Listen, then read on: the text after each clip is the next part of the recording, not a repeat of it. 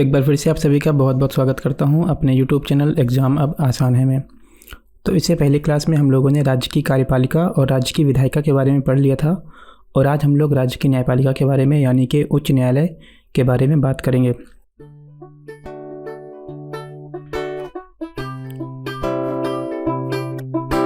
Okay, तो उच्च न्यायालय के अंदर आज सबसे पहले हम लोग देखेंगे कि उच्च न्यायालय का विकास कैसे हुआ और भारत में सबसे पहले हमें कब उच्च न्यायालय देखने को मिलता है और कौन सा पहले उच्च न्यायालय बनाया गया था। तो सबसे पहले टॉपिक डाल दीजिए उच्च न्यायालय का विकास। तो सबसे पहले 1861 में भारतीय उच्च न्यायालय अधिनियम बनाया गया था और ये अधिनियम अंग्रेज़ों द्वारा बनाया गया था क्योंकि 1861 में हमारा जो देश था वो पूरी तरह से अंग्रेज़ों के कंट्रोल में था और इसीलिए 1861 में अंग्रेज़ों ने अपने हिसाब से शासन चलाने के लिए न्यायालय की स्थापना की थी। और यहाँ पर पहली बार फिर 1862 में, हालांकि अधिनियम जो था 1861 में बना था लेकिन जो न्यायालय थे उनकी स्थापना 1862 में हुई थी और एक साथ 3 न्यायालयों की स्थापना की गई थी। सबसे पहला कलकत्ता उच्च न्यायालय, फिर मद्रास उच्च न्यायालय और तीसरा बॉम्बे उच्च न्यायालय। तो ये 3 न्यायालय थे जो सबसे पहले हमें भारत के इतिहास में देखने को मिलते हैं। इसके बाद 1866 में इलाहाबाद उच्च न्यायालय की स्थापना की गई और 1966 में दिल्ली उच्च न्यायालय की स्थापना की गई।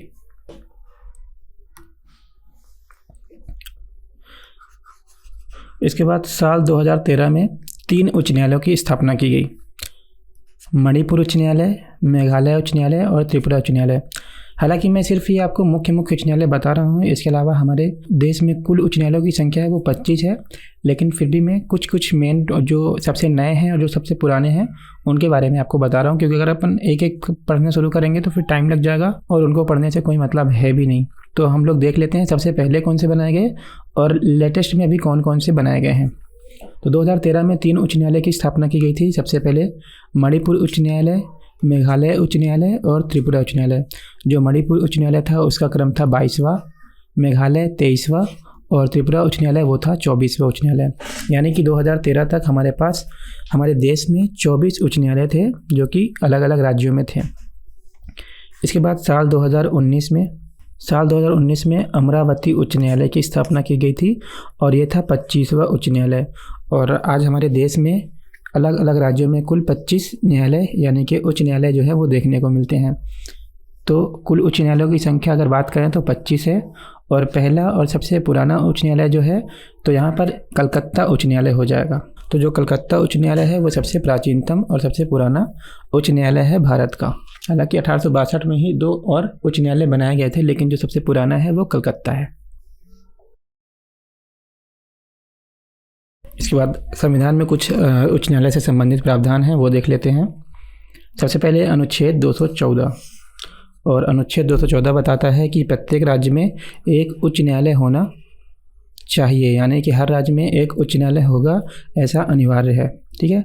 इसके बाद 231 में ये बताया गया है कि 2 या 2 से अधिक राज्यों के लिए एक ही हाई कोर्ट या उच्च न्यायालय हो सकता है, यानी कि अगर एक हाई कोर्ट है तो उस हाई कोर्ट से 2 राज्यों के जो न्यायालयिक कार्यवाही होती है न्यायालय वो हो सकते हैं। फॉर एग्जांपल के लिए अगर MP और UP, ठीक है, ये 2 राज्य हैं तो इन दोनों राज्यों के लिए एक ही हाई कोर्ट हो सकता है, ऐसा संविधान में प्रावधान किया गया है।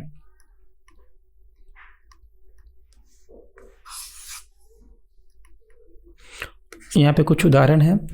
उदाहरण के लिए आप मान लीजिए जो बॉम्बे उच्च न्यायालय है तो वहाँ से महाराष्ट्र और गोवा इन दोनों राज्यों के न्यायालयिक कार्य संपन्न किए जाते हैं, यानी कि बॉम्बे उच्च न्यायालय से महाराष्ट्र और गोवा इन दोनों राज्यों के जो न्यायालयिक कार्यवाही या कार्य होते हैं वो दोनों संपन्न किए जाते हैं।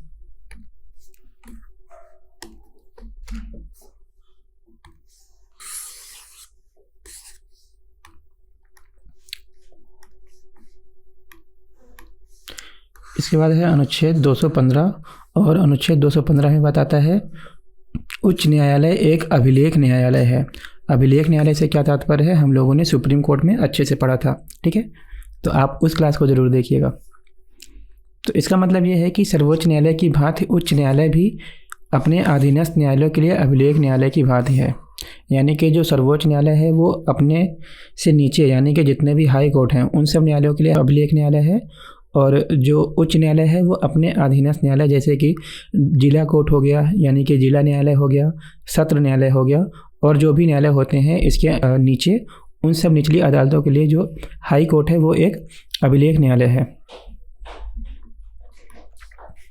इसके बाद अनुच्छेद 216 और अनुच्छेद 216 में उच्च न्यायालय की संरचना के बारे में बताया गया है और इसकी संरचना में एक मुख्य न्यायाधीश होता है और कुछ अन्य न्यायाधीश भी होते हैं।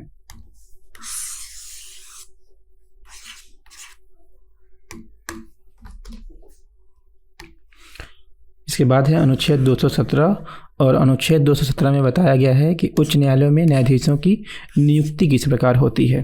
ठीक है, तो जो उच्च न्यायालय के न्यायाधीश होते हैं उनकी नियुक्ति के बारे में सबसे पहला प्रावधान ये है कि जो मुख्य न्यायाधीश होगा, ओके, जो मुख्य न्यायाधीश होगा हाई कोर्ट का, उसकी नियुक्ति जो है वो राष्ट्रपति करेगा राज्यपाल की सलाह पर। ठीक है, यानी कि जो हाई कोर्ट का सबसे प्रमुख यानी कि मुख्य न्यायाधीश होगा उसकी नियुक्ति राष्ट्रपति करेगा और उसकी इस नियुक्ति में राष्ट्रपति को राज्यपाल सलाह देगा। और इसके अलावा जो मुख्य न्यायाधीश के अलावा जो अन्य न्यायाधीश होते हैं उनकी नियुक्ति राज्यपाल करता है और इस नियुक्ति में राज्यपाल मुख्य न्यायाधीश की सलाह लेता है। ठीक है, तो मुख्य न्यायाधीश की नियुक्ति में राष्ट्रपति राज्यपाल की सलाह पर नियुक्ति करता है और अन्य न्यायाधीशों की नियुक्ति पर राज्यपाल मुख्य न्यायाधीश की सलाह पर नियुक्ति करता है।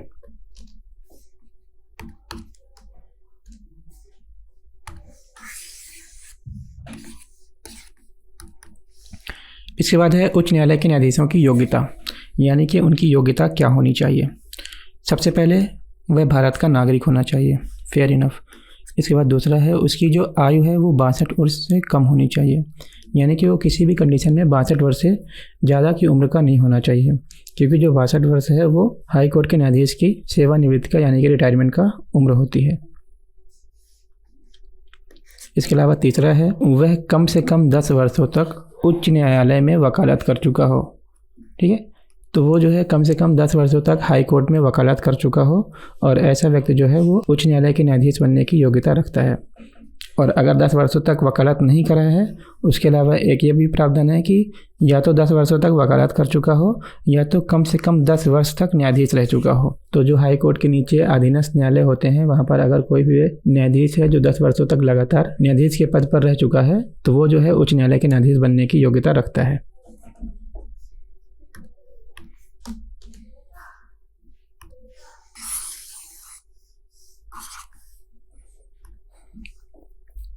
इसके बाद है अनुच्छेद 219 और अनुच्छेद 219 में बताया गया है कि उच्च न्यायालय के न्यायाधीश की शपथ। तो जो उच्च न्यायालय के न्यायाधीश होते हैं उनको शपथ जो है राज्यपाल दिलाता है। अनुच्छेद 220 में बताया गया है कि सेवानिवृत्त होने के बाद उच्च न्यायालय का न्यायाधीश सर्वोच्च न्यायालय के अतिरिक्त अन्य किसी न्यायालय में वकालत नहीं कर सकता, यानी कि ऐसा व्यक्ति जो उच्च न्यायालय का न्यायाधीश रह चुका है वो सिर्फ और सिर्फ सर्वोच्च न्यायालय में वकालत कर सकता है। इसके अलावा निचली अदालतों में कहीं भी वो वकालत नहीं कर सकता। इसके बाद अनुच्छेद 226 और इसमें बताया गया है कि उच्च न्यायालय के रिट जारी करने की शक्ति के बारे में। जिस प्रकार से हम लोगों ने जब मौलिक अधिकार पढ़ना शुरू किया था तो वहाँ पर हम लोगों ने अनुच्छेद 32 के अंतर्गत ये पढ़ा था कि जो न्यायालय हैं उनको 5 प्रकार की रिट जारी करने की शक्ति है और ये शक्ति उच्च न्यायालय और सर्वोच्च न्यायालय यानी कि हाई कोर्ट और सुप्रीम कोर्ट दोनों को प्राप्त है, जिसके अंतर्गत वो 5 प्रकार की रिट जारी करते हैं। तो आपको याद होगा कि मैंने पढ़ा था आप लोगों की बंदी प्रत्यक्षीकरण, परमादेश, प्रतिषेध, उत्प्रेषण और अधिकार परीक्षा, ये 5 प्रकार की रिट होती हैं जो न्यायालय का यानी कि हाई कोर्ट या सुप्रीम कोर्ट का न्यायाधीश जारी कर सकता है अलग अलग कंडीशन में। और वो जो चीज़ है वो आपको मैंने मौलिक अधिकारों के अंतर्गत पढ़ा दिया था काफ़ी डिटेल में, तो आप वो वीडियो ज़रूर देखिएगा। इसके बाद है अनुच्छेद 231। उच्च न्यायालय में होने वाली समस्त भर्तियां मुख्य न्यायाधीश के द्वारा ही की जाती हैं, यानी कि जो भी उच्च न्यायालय में भर्तियां होंगी तो उसके लिए सबसे पहले न्यायाधीश की उसमें सहमति होना आवश्यक है।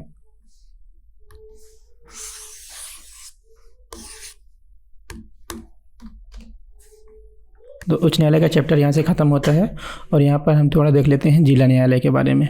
तो जिला न्यायालय के बारे में सबसे पहले संविधान में बताया गया है अनुच्छेद 223 में, और इसमें बताया गया है कि प्रत्येक जिले में एक जिला न्यायालय होगा।